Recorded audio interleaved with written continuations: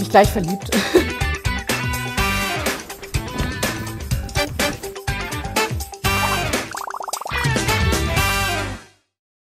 Hallo, mein Name ist Dorothee Schneider.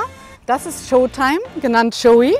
Herzlich willkommen bei uns hier auf der Anlage Gestüt St. Stephan in Framersheim.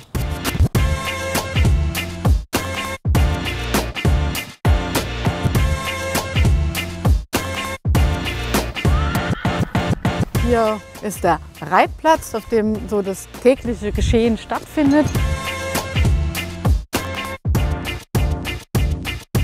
Was habt ihr verändert und was war vielleicht schon da?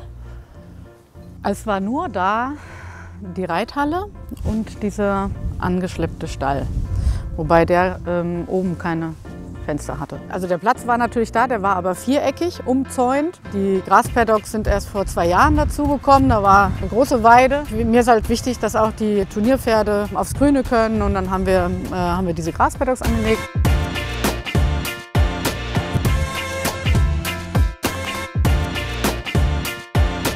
Mein Mann und ich wohnen über dem Stall. Das ist spannend. Erstens komme ich aus der Haustür und gucke gleich meinen Jungs ins Gesicht. Und die freuen sich dann auch immer, wenn ich morgens komme und sie rufe. Und dann bekommt man natürlich auch alles mit, wenn mal Unruhe ist, nachts oder so. Und das ist auch, ja, das habe ich schon so in Fleisch und Blut.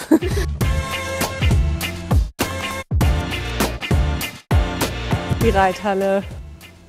Ich bin froh, im Winter ein Dach über dem Kopf zu haben, wenn es zum Reiten geht. Ja. Ja, Es ist schon 1980 gebaut. Nicht mehr die ganz neueste Variante von Reithalle, aber ich fühle mich trotzdem wohl und ja, macht Spaß hier zu reiten. Das gehört einfach zu meinem Konzept. Ich möchte einfach, dass es den Pferden gut geht, dass sie ihre Persönlichkeit auch ausleben können, auch Pferd sein dürfen, sich mal im Sand wälzen, in der Sonne chillen, gehört einfach dazu und haben wir auch so organisiert, dass wie gesagt alle 2-mal am Tag draußen sind und sich da auch mal privat bewegen dürfen und das Leben genießen können.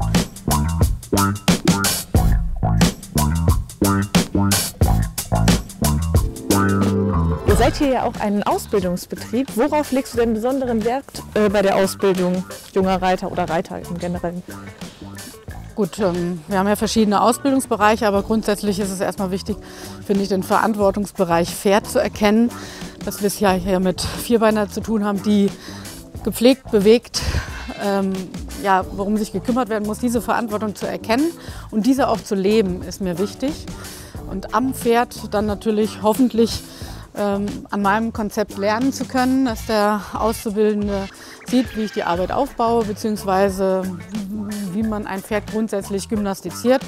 Das hoffe ich, dass man das hier gut mitnehmen kann und auch in der Ausbildungszeit dann umsetzt und dieses Konzept mit, dass die Pferde rauskommen und eben chillen dürfen, wie sie wollen, auch mal auf dem Paddock oder auf der Wiese sind und grundsätzlich das Reitkonzept in Fleisch und Blut übergeht und die Verantwortung für das Pferd erkannt wird.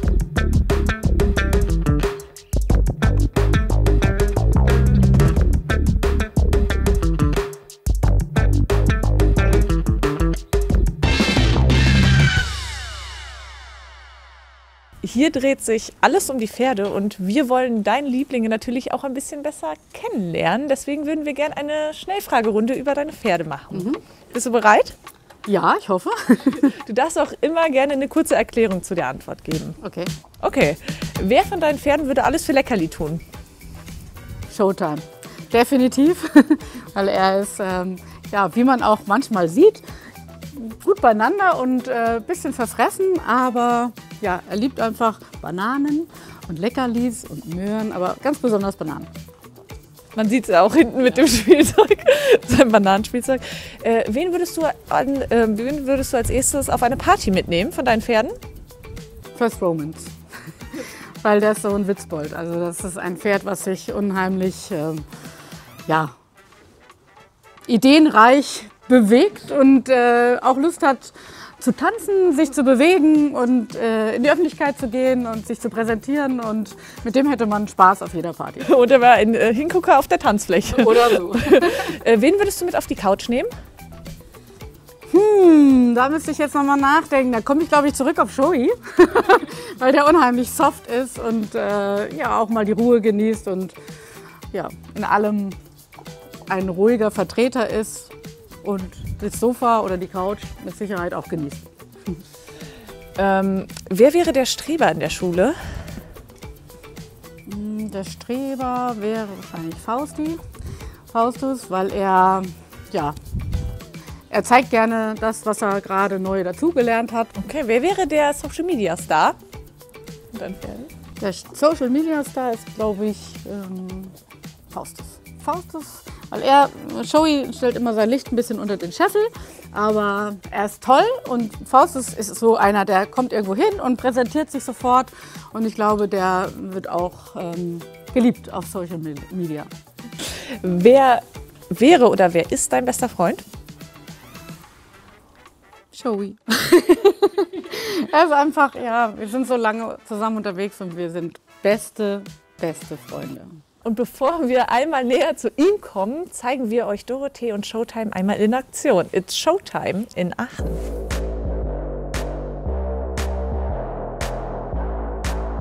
Ladies and gentlemen, it's Showtime.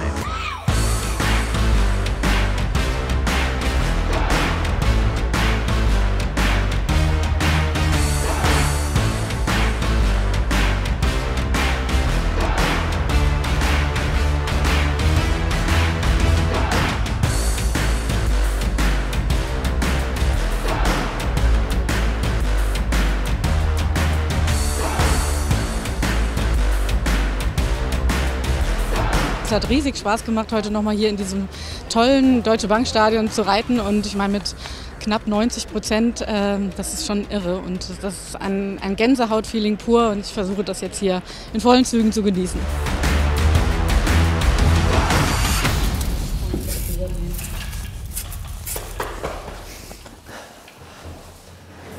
Ja. Reiche ich dir einmal an. Er wirkt so ein bisschen gerade so wie die Ruhe in Person. Wodurch zeichnet er sich so im täglichen Umgang aus?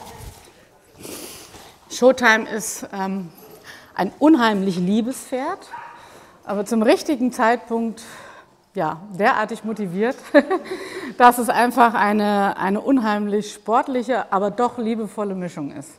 Also das ist ein Pferd, der rennt einen nie um, der ist immer vorsichtig mit dem Menschen. Im positiven Sinne vorsichtig, nicht weil er Angst hat, sondern weil er einfach auch soft ist im Umgang und ein Gentleman, ja. Und auf der anderen Seite ja unheimlich fixiert auf mich und auf Vanessa. Er freut sich immer, wenn wir vorbeikommen. Und das ist natürlich ja eine seltene Mischung, finde ich, wie er also unheimlich lieb, nicht übermotiviert, aber trotzdem so motiviert, dass er ja, viel Ehrgeiz hat, Leistung zu bringen und sich zu präsentieren. Das war nicht immer so.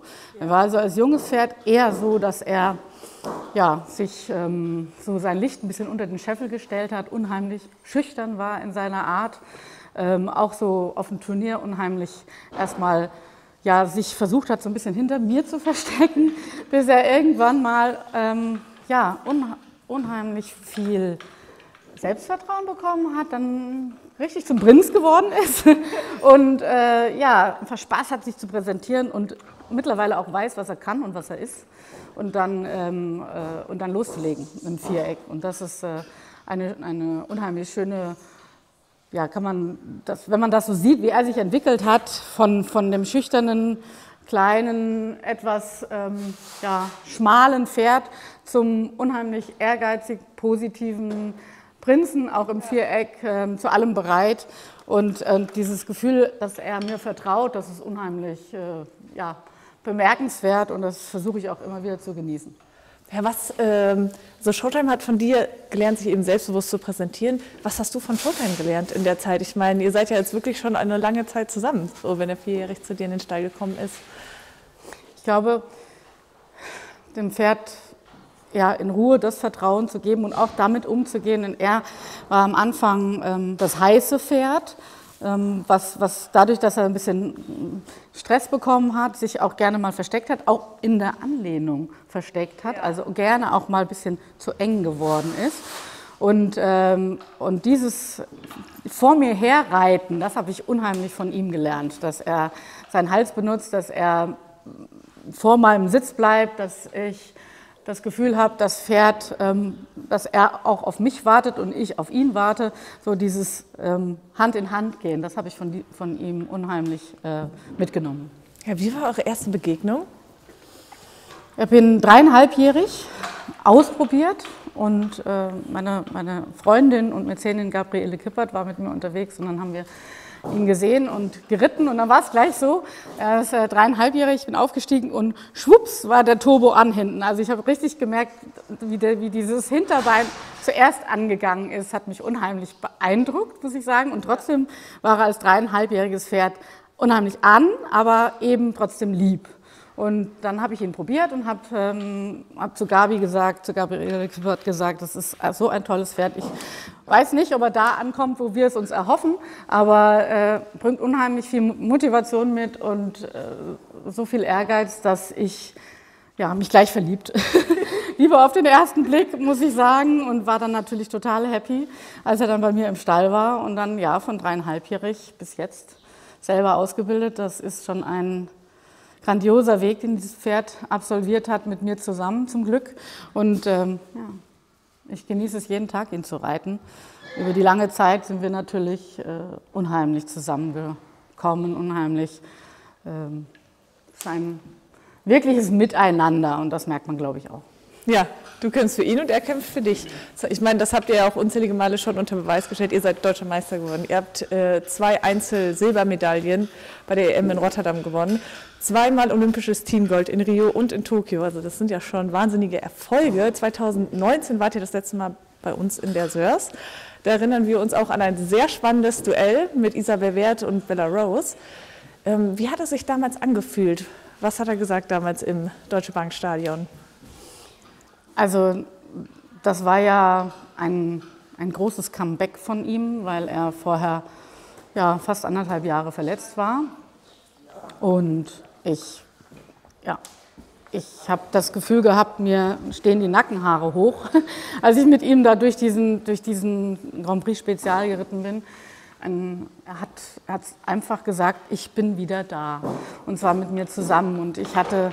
Ja, wir haben diesen Auftritt im Grand Prix und vor allen Dingen dann auch im Grand Prix Spezial gemeinsam wirklich genossen im Deutschen Bankstadion. Uns zurückzumelden und diesen Ritt, den schaue ich auch wirklich ab und zu, muss ich mir den anschauen, weil da immer noch Gänsehaut kommt, weil da immer noch Begeisterung da ist und das mir den Tag wirklich rettet, wenn ich das sehe.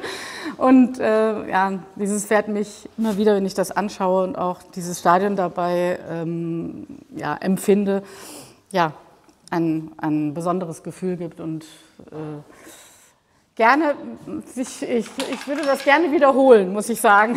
Also 2019 in Aachen und dann dieses Duell das positive Duell mit Isabel. Ja, unheimlich spannend war das und er hat sich präsentiert und mir ein tolles Gefühl gegeben und ich möchte das gerne konservieren und immer wieder so erleben, aber ich glaube, so einen Ritt hat man auch nur 1, 2, 3 Mal im Leben. Ja, auch persönlich als Zuschauer, ich finde auch, ihr seid da um euer Leben piaffiert und passagiert, also es war wirklich der Wahnsinn. Also war aber dieses Piaffieren, Passagieren war dazu sehr, sehr leicht. Und das ist so schön. Also, dass man sich hinsetzt und reitet so ins Bergauf und das Pferd passagiert vor einem her. Und das hat er da so zelebriert, damals bei diesem Ritt, dass ich das auch, ich glaube auch, wenn ich mal hoffentlich 90 werde, nicht vergessen. Definitiv nicht. Ein richtiger Marmeladenglas-Moment. Und den schauen wir uns jetzt auch einmal an.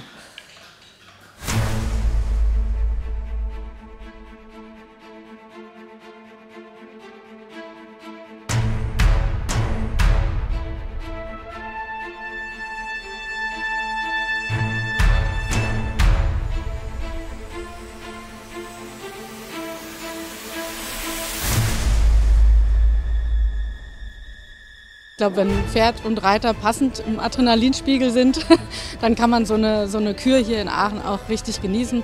Und ich bin natürlich echt stolz auf ihn. Ich habe es gehofft, dass mit Bella vieles möglich ist. Das weiß ich und deshalb habe ich natürlich gehofft, dass wir da noch einen draufsetzen können. Eine super Leistung und eben unglaubliche Höhepunkte.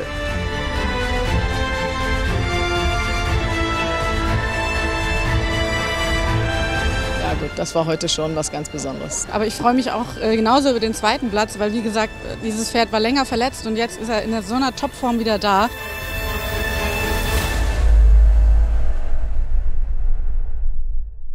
Das war ja ein haarscharfes Duell.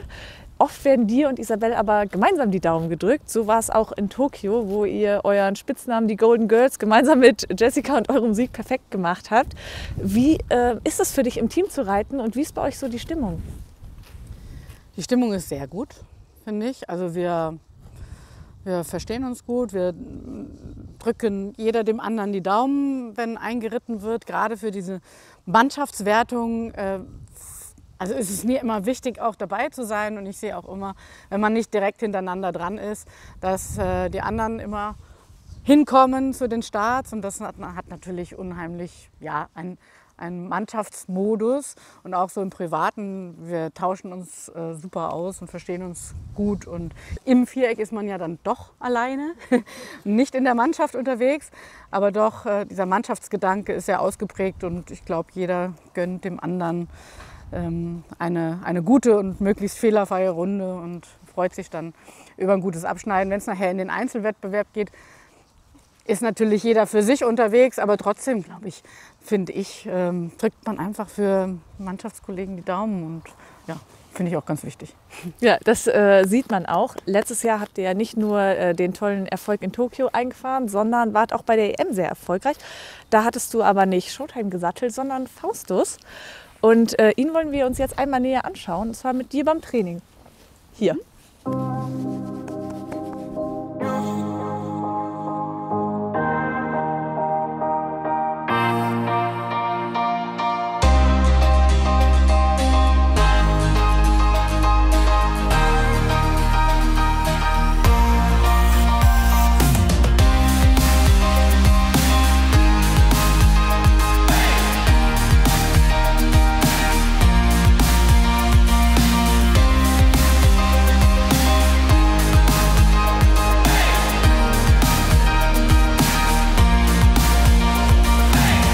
Dorothee strahlt richtig auf ihrem Faustus. Das ist aber auch ein großes Pferd, oder? Also er wirkt auch noch mal anders, wenn man ihn mal live erlebt. Aber ganz toll, die beiden zusammen.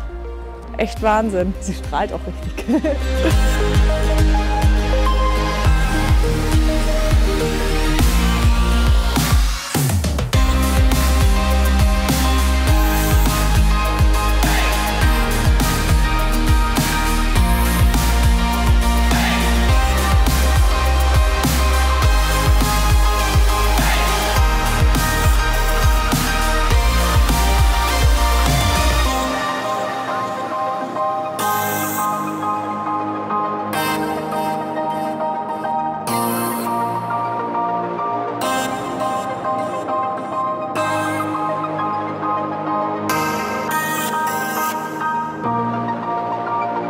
Dieses Pferd hat einfach unheimlich viel Aura. Wenn der irgendwo einen Platz oder eine Halle betritt, dann merkt man einfach, dass der unheimlich Ego hat, aber positives Ego und sich einfach auch präsentieren möchte. Macht das ein oder andere Böckchen zwischendurch, aber da bin ich ja froh, dass er quasi motiviert ist und findet dann auch zur Konzentration und ist, glaube ich, ein tolles Grand Prix-Pferd. Ja, man hat es auch eben schon gesehen, du warst richtig am Strahlen, als du ihn geritten bist. Wie ist er denn so im Stall? Ist er der Clown so ein bisschen? Ja, also alles, was vor der Tür hängt, fliegt erstmal durch die Gegend. Also eine Decke da aufhängen kann man sich sparen, weil er nimmt alles in den Mund und entweder er zieht es in seine Boxen, spielt damit oder er schmeißt es vor der Tür rum. Also so ein bisschen Clown ist er. Hat so, glaube ich, schon auch Ego, wie man sieht, aber insgesamt so im Umgang wirklich, außer dass er manchmal mal schnappt, wirklich ein liebes Pferd. Ja, Aachener Luft hat er ja bis jetzt noch nicht geschnuppert. Ist das was dieses Jahr anstehen könnte? Also er war mit zum Training, aber war in der Quarantäne, aber war eben nicht beim CAIO. Und ja, das wäre natürlich unser großes Ziel, dieses Jahr am CAIO am Start zu sein, mit Faustus und hoffentlich Showtime. Und ja, dass er da das Deutsche Bankstadion einmal schnuppern darf, diese Atmosphäre da genießen darf. Und ja, würden wir uns sehr freuen, wenn wir da dieses Jahr am Start wären. Ja, was ist für dich das Besondere in Aachen? Was macht das Turnier aus? Es ist einfach ja, ein unheimlich, ja, wir haben die ganze Sportbreite dort und für die Dressurreiter ist es eben ähnlich wahrscheinlich wie die Springreiter unheimlich toll, in dieses Stadion einzureiten. Die Menschen, die da sitzen, sind unheimlich sportaffin und ja, geben dem Reiter das Gefühl, durch die Arena getragen zu werden, diese Atmosphäre spüren zu dürfen, ist einfach was ganz Besonderes. Und das Deutsche Bankstadion sowieso, wenn das gefüllt ist und die Menschen ihre Begeisterung kundtun, dann ist das einfach einzigartig. Ja, ist das Deutsche Bankstadion dann auch so dein Lieblingsort beim CAIO? Kann man das so sagen? Oder gibt es da vielleicht noch einen anderen? Naja, ich mache da schon mal die Runde. Also es gibt ja viel zu sehen und Voltigieren schaue ich gerne, wenn es da ist. Und dann auch beim Springen, ja, die große Arena, der große Preis, das ist natürlich auch ganz besonders. Und auch der Abschied der Nationen ist immer ein Riesenerlebnis. Und deswegen mache ich natürlich eine Riesentour über die Surfs und schaue mir alles an. Aber in der Sekunde, wo es drauf ankommt, bin ich natürlich fixiert und auch sehr, sehr gerne im Deutschen Bankstadion. Okay, ich würde sagen, wir sind, glaube ich, so ein bisschen am Ende hier der Geduld von Faustus angekommen. Wir bringen ihn mal weg und dann kommen wir noch einmal zu dir persönlich. Wir wollen Dorothee natürlich auch näher kennenlernen. Deswegen konfrontieren wir sie jetzt einmal mit 5 Fakten über sie. Dafür wechseln wir aber in einen privateren Rahmen. Also als Kind saßt du erstmal immer mit deinen roten Straßenstiefeln auf dem Pferd. Wahr oder falsch? War, definitiv, weil ich noch keine Reitstiefel hatte. Und ich fand sie schick und ich konnte sie dafür gut einsetzen. Und ja, habe sie dann eben auch zum Reiten verwendet, bis ich dann eigene Gummistiefel bekommen habe zum Reiten. Wahrscheinlich die Gummistiefel, die jedes Kind irgendwann mal hat oder ja, genau. jeder Jugendliche. Die Gummistiefel, die irgendwie gefühlt in der Mitte von der Wade aufhören. Dann musste ich ein bisschen dafür tun, damit ich dann irgendwann auch mal, als ich ein bisschen weiter war, wie Jugendreiterwettbewerb, dann auch mal einen normalen Lederstiefel bekommen habe zum Reiten. Schon früh hast du dein erstes Pony bekommen namens Mucki. War oder falsch? Falsch. Mucki gab es bei uns nicht. Gab keinen Mucki. Wer war dein erstes Pferd? Zuerst habe ich eine Trakehner Zwillingsstute geritten bei uns, die wir als Zuchtstute auch eingesetzt haben. Das war mein Kinderpferd. Damit bin ich dann auch immer als Cowboy und Indianer ohne Sattel über die Stoppelfelder gerannt. Und dann kam Protégé, auch ein Trakehner aus unserer Zucht, der sich mal das Bein gebrochen hat als Zweijähriger, den wir aber wieder hochpäppeln konnten und mit dem durfte ich dann von Jugendreiterwettbewerb bis M-Dressur reiten. Das war mein Kinderpferd und ja, wir sind zusammen aufgewachsen quasi. Also hört sich nach noch einem Herzenspferd an. Mit 14 Jahren hast du dir deinen ersten eigenen Sattel erfegt. War das Stimmt. Das war aber kein Dressursattel, sondern ein Springsattel. Und das stimmt. Also ich war immer ordnungsliebend und bin immer bei meinem Papa vor der Nase rumgelaufen und habe ein bisschen gefegt sozusagen und mir die Dinge erarbeitet, in Anführungszeichen. Und ja, das wurde gesehen und dann auch belohnt. Eigentlich wolltest du Springreiterin werden. Wahr oder falsch? Diese Entscheidung habe ich spät getroffen. Kann ich gar nicht sagen, wahr oder falsch, sondern ich habe beides immer gerne gemacht als Kind. Bin Springen auch bis M geritten und dann habe ich aber irgendwann hat mein Herz so für die Dressur geschlagen, dass ich dann den Weg für die Dressur eingeschlagen habe. Aber ich habe nicht von vornherein gesagt, ich möchte Springreiter oder Dressurreiter werden. Das hat sich erst entwickelt. Fast hättest du Tiermedizin studiert. Das ist richtig. Das war der Plan nach dem Abitur, aber ging dann doch andere Wege, weil wir mit der Familie noch umgezogen sind und wir dann hier einen Neustart hatten und meine Hilfe hier auch gebraucht und gewollt und ich wollte mich auch hier einbringen und deswegen habe ich dann nicht Tiermedizin studiert, weil ich ja dann nochmal zu Hause weggemusst hätte, sondern habe mich hier vor Ort direkt eingebracht und die ganzen Qualifikationen zum Ausbilden von Pferden und Reitern absolviert. Okay, danke schön.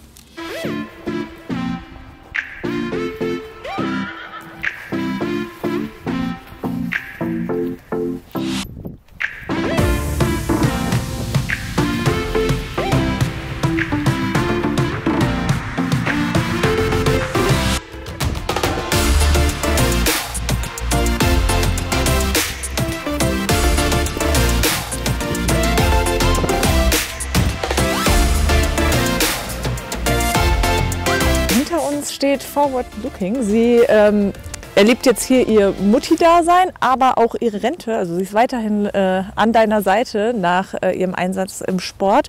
Was ist das für ein Gefühl, dann auch noch die Pferde weiterhin bei sich zu haben? Es ist mir ja sowieso sehr, ich bin meinen Pferden, glaube ich, sehr, sehr nah, auch emotional. Und mit ihr bin ich auch, seit sie 4-jährig war, zusammen unterwegs gewesen. Und das ist sehr emotional, auch später, wenn sie aus dem Sport raus sind, mit den Pferden gemeinsam unterwegs zu sein. Mir ist das sowieso sehr wichtig, dass die älteren Pferde ja, schön alt werden. Bekommt 4-5 Mal die Woche Wellness hier, also am Putzplatz wichtig sein, geputzt werden, vorbereitet werden, dann Wiese, Paddock, die kriegen ein richtig schönes Programm und mir ist das jetzt für Forward Looking einfach schön anzusehen, was für eine tolle Mama das auch ist. Das ist sowieso ein unheimlich liebes Pferd, im Umgang auch liebes Pferd und verantwortungsbewusstes Pferd, weil wenn die Fohlen hat, ich habe auch immer gesagt, die muss unbedingt Mama werden, weil der Charakter unheimlich toll ist, Sportpferd ist, aber toll im Umgang und dann mit ihren Fohlen auch, die Fohlen sich so erzieht, dass sie selbstbewusst sind und trotzdem sich benehmen können und sie gibt einfach ihren tollen Charakter weiter und jetzt den Weg zusammen als Zuchtstute noch gehen zu dürfen, bedeutet mir sehr, sehr viel, dass wir gemeinsam älter werden. Ja, was war die letzte Anpaarung? Dieses Jahr hat sie ja ein Jahr Pause, aber letztes Jahr hatte sie einen Fohlen. Wer war da der Vater? Totilas. Totilas? Ich glaube, das war einer der letzten Totilas-Fohlen, die da geboren wurden, bevor er leider uns verlassen hat. Aber ja, ich habe gedacht, jetzt oder nie. Es ist ja nun auch ein Pferd, was unheimlich viel Leistung gebracht hat und auch ganz, ganz viele tolle Points mitbringt. Und ja, er war 20 und dann habe ich gedacht, jetzt oder nie, jetzt paare ich Totilas an und ich glaube, das war eine gelungene Anpaarung. Also es wird ein tolles Pferd. Ja. Thema Pferdezucht, das begleitet dich ja schon dein ganzes Leben lang. Dein Vater war selbst Züchter, hauptsächlich von Trakenern. Wie hat das dein Leben und dein Miteinander mit den Pferden geprägt? Ich bin damit im wahrsten Sinne des Wortes aufgewachsen. Ich bin mit den Fohlen aufgewachsen. Ich habe das von klein an mitleben dürfen. Ich war unheimlich froh, dass ich in eine Züchterfamilie geboren wurde.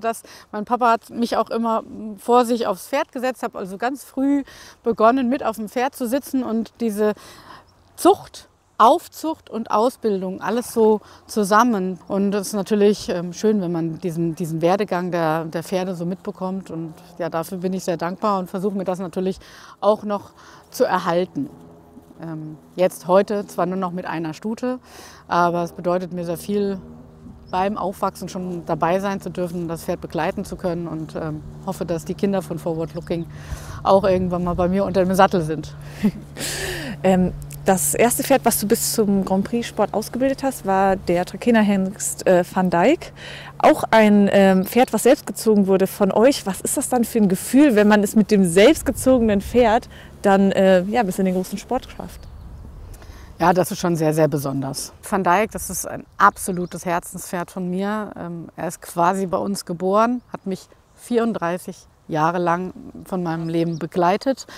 Unheimlichen Platz in meinem Herzen gefunden und dann der gemeinsame sportliche Weg ist von Jungpferdeprüfung bis in den Grand Prix hat man, glaube ich, nicht so oft und ist auch so ein Gänsehautmoment, den ich oft mit diesem Hengst hatte, weil er unheimlicher, positiver Kämpfer, Halbblüter, ja, der wollte immer Gas geben, der wollte sich immer präsentieren und bis er hier 34 Jahre noch auch hier alt geworden, mit mir zusammen älter geworden, hat mich dann vor 3 Jahren leider verlassen, aber dieser gemeinsame Weg ist schon, ja, das kann man kaum in Worte fassen, ist schon sehr emotional und sehr besonders. Dorothee, danke, dass du all meine Fragen beantwortet hast. Wir haben aber noch ein paar mehr auf Lager und zwar von unserer Community. Dazu kommen wir gleich. Erstmal schauen wir uns aber dich und Forward Looking in Aktion bei uns in Aachen an. Forward Looking und für Deutschland representing Germany, Dorothee Schneider.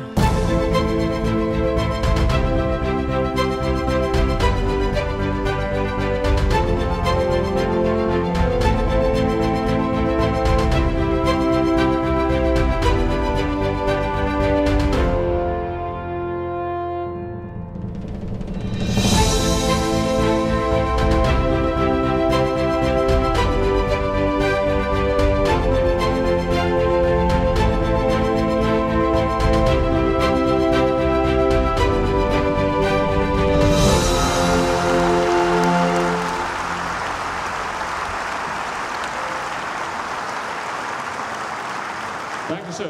Forward Looking, Dorothee Schneider aus Deutschland. Wir haben uns 5 von euren Fragen rausgepickt und die werden wir Dorothee jetzt stellen. Und zwar fragt Laura, mit welchen Reitkollegen verstehst du dich am besten? Ich verstehe mich mit allen gut. Ich verstehe mich mit dem Team gut und auch mit zum Beispiel Hubertus oder alle, die drumherum sind. Also ich glaube, ich bin da ziemlich harmoniesüchtig. Ich glaube, ich möchte auch gar nicht Schwerpunkte setzen. Ich glaube, wir sind ein super Team zusammen. Was ist deine Lieblingslektion in einer Dressuraufgabe? Das ist ein bisschen pferdeabhängig, aber grundsätzlich reite ich sehr, sehr gerne Traversalen, Seitengänge und auch Piaffe Passage, je nachdem, wie talentiert das Pferd ist. Dafür, ich reite natürlich gerne die Sachen, die dem jeweiligen individuellen Pferd auch ein bisschen in die Wiege gelegt sind und den Pferden auch leicht fallen. Das reite ich gerne, aber es sind natürlich tolle Lektionen in unserem Grand Prix und da ist die Piorette und Piaffe Passage natürlich auch besondere Lektionen. Okay, Christine Wagner fragt, what do you look for in a foal for the top sport in a 3-year-old? Also wonach suchst du in einem Fohlen oder in einem 3-Jährigen für den großen Sport, falls man das überhaupt schon sagen kann?